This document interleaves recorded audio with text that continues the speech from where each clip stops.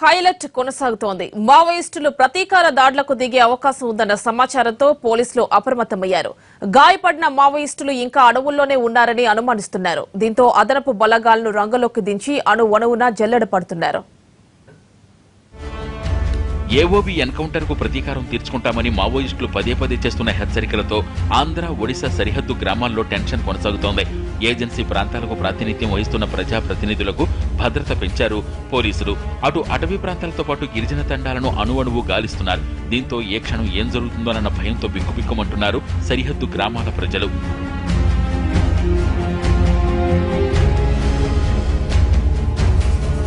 గతంలో ఆంధ్ర, ఒడిశా సరిహద్దుల్లో ఎక్కడ ఎన్కౌంటర్ జరిగినా శ్రీకాకుళం జిల్లా భామిని మండలంలో విస్తరించి ఉన్న తువ్వకొండను షెల్టర్ జోన్ గా వాడుకునేవారు మావోయిస్టులు. దీంతో తువ్వకొండపైన ప్రత్యేక నిఘా పెట్టారు పోలీసులు.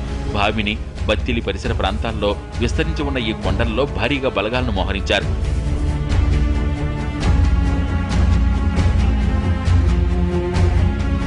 గతంలో జరిగిన ఘటనల ఆధారంగా మావోయిస్టులు ఖచ్చితంగా ప్రతీకార దాడులకు దిగుతారని భావిస్తున్నారు పోలీసులు. శ్రీకాకుళం కోరాపుట స్పెషల్ జోనల్ కమిటీ సభ్యుడు అగ్రనేత చామళ్ల కిష్టయ్య అలియాస్ దయాకు ఏఓబీలో గట్టి పట్టుండేది. ఆంధ్ర, ఒడిశా సరిహద్దుల్లో జరిగిన అనేక దాడుల్లో దయా ప్రత్యక్షంగా పాల్గొన్నారు. మొన్నటి ఎన్కౌంటర్లో దయా మృతి చెందాడు. దీనిపై తీవ్ర ఆగ్రహంగా ఉన్న మావోయిస్టులు ఎటువైపు నుంచి విరుచుకుపడతారోనని మన్యం వణికిపోతోంది.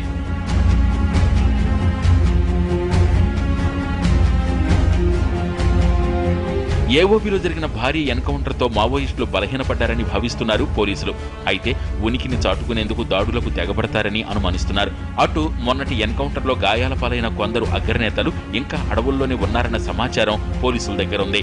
దీంతో అదనపు బలగాలను రంగంలోకి దించారు. పెద్ద ఎత్తున సెర్చ్ ఆపరేషన్ కొనసాగిస్తున్నారు. దీంతో మరికొన్ని రోజులు ఏఓబీలో టెన్షన్ కంటిన్యూ అయ్యే అవకాశం కనిపిస్తోంది.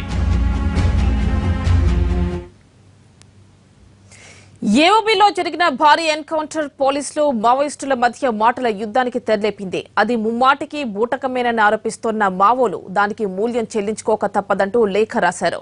చంద్రబాబుపై ఆత్మాహుతి దాడికి సైతం వెనకాడబొమ్మని హెచ్చరించారు. అయితే వారి ఆరోపణలు నిజం కాదన్నది పోస్ట్ మార్టం నివేదికలోనే తేలుతోందంటోంది ప్రభుత్వం.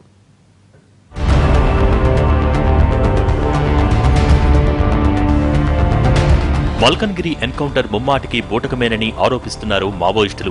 కోవర్టు ద్వారా అన్నంలో విషం కలిపి పడిపోయిన మావోయిస్టులపై విచక్షణారహితంగా కాల్పులు జరిపారని మావోయిస్టు పార్టీ ఏపీ కమిటీ అధికార ప్రతినిధి శ్యామ్ లేఖలో ఆరోపించారు. తుపానుల్లో ఇది పెద్దదని, అయితే 4 రోజుల్లోనే తట్టుకుని నిలబడతామని చెప్పారు. పోలీసుల అధీనంలో ఉన్న మావోయిస్టులను వెంటనే విడుదల చేయాలని డిమాండ్ చేశారు.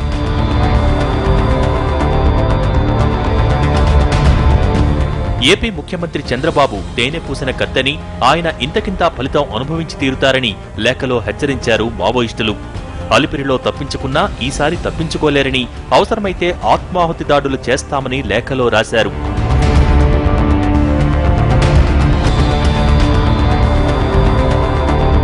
అయితే మావోయిస్టుల ఆరోపణల్ని కొట్టిపారేస్తున్నారు పోలీసులు. మావోయిస్టులపై విషప్రయోగం జరగలేదన్న డీజీపీ కొండపై నుంచి మావోయిస్టులు కాల్పులు జరిపాకే తిరిగి కాల్పులు జరిపారని స్పష్టం చేశారు. గాయపడ్డవారు ఏఓబీలో తలదాచుకున్నారని సమాచారం అందిందని, వారు లొంగిపోతామంటే మీడియాను తీసుకెళ్లి వైద్య సేవలందిస్తామని చెప్పారు.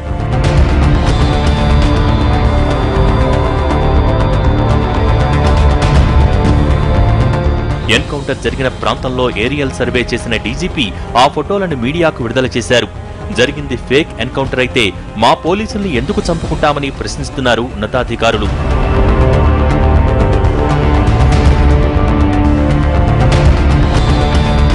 మరోవైపు మావోయిస్టుల పేరుతో విడుదలైన లేఖ విషయంలో అనుమానాలు కలుగుతున్నాయి. ఈ లేఖలో ఉపయోగించిన భాష మావోయిస్టులు తరచుగా ఉపయోగించే భాషలా లేదని కొందరంటున్నారు.